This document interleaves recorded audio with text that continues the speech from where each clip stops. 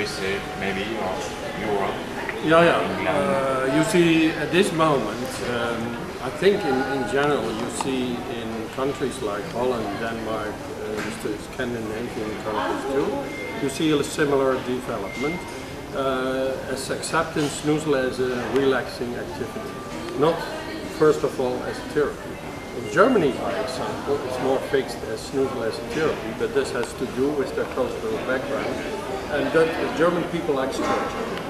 When you offer them a wooden box and you say, oh, you can build this also by your own, the first question in German guy is asking you how many centimeters from top side I screw it. And I say it's a wooden box and you fix it with screws, with nails, doesn't matter. It's different in cultures.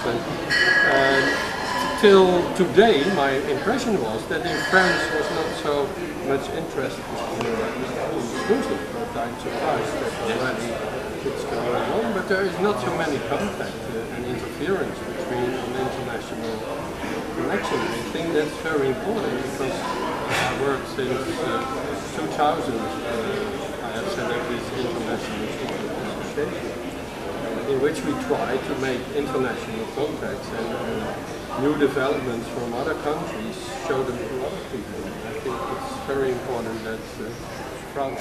What's your basic philosophy? Was it philosophy or relaxed philosophy? No, you said Deutschland. Yeah. It's more therapy. It's more fixed on therapy. And most of Europe more fixed on relaxation. More on relaxation. And you, our basic at philosophy. The beginning was. What was the idea? The beginning is started with the goal group of severe profoundly handicapped, mental handicapped people. You imagine mid-70s in Holland, these people lay the whole day in bed doing nothing, looking to the ceiling, and there were a lot of nursery staff to care for them, they wash them, they clean their diapers and so on, they come bring their food. But nothing happened the whole day, 24 hours a day, staying in bed. This was our first impression. We thought that's not a real life, laying the whole day in bed and doing nothing. What you saw in practice, the philosophy or the main feeling of member of staff, of nursery staff, was that these people are so sensitive. When I take them out of the bed, it's very risky because they are like porcelain puppets. When I go outside today, it's too cloudy, it's too cold. Tomorrow when sun is shining, it's too hot. In spring it's too rainy, and there was always an argument not to go outside. What we thought, it's for every human being important to have to confront it yourself with all the difference that belongs to daily life. Temperature, inside, outside, the smell of coffee, all the things.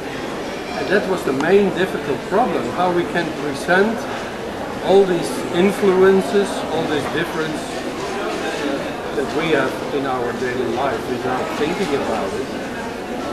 And then we came with the idea when I started to bring some silly, simple objects like mobiles, and we make some special elements, we do some background music in the sleeping, in the bedrooms and in the living rooms of the severe profoundly handicapped people. There was many resistance of members of staff because they were trained in medical care. And imagine, there are coming two guys and plug on dirty, colorful stuff in this clean medical hospital atmosphere. There was much resistance. In the opposite way, many parents of severe profoundly handicapped people were totally surprised because they saw for the first time their own child reacting on some objects, because they follow this with their eyes, they react with their body to it. And afterwards, when I analyzed this, I saw, I think, by the pressure of parents, because they say this is important. I see my own daughter for the first time as a human being, not like a passive porcelain puppet laying in the bed, but really like a human being. And I think by these situations, that the parents were so impressed by this so simple idea, they give pressure to the management board to say you should finance this idea, and that was for us the starting point to develop it.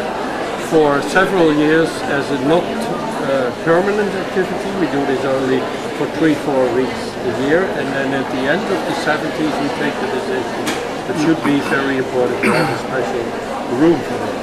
The biggest problem was during the temporary situation, there were no any companies who made Snoezelen materials. All we was homemade, and we never recognized that it should be important that it's fire resistant, how clean up this when it stays for 3 weeks, similar like to be on the campsite in France, so long my t-shirt is not standing up on its own. And that was the reason that it takes us more than 2-3 years before we find the right materials that was necessary by fire department to become allowance to use the chemical. And in 1983 we built our first Snœzelen premises. It was for that time already a very big room, about 200 square meters, and that was the start of many developments. And it's for me to push. And so, that afterwards, it's important when these parents has not used their pressure to say this is so important for us, because at this moment I see my own child as a normal human being reacting on things in the environment.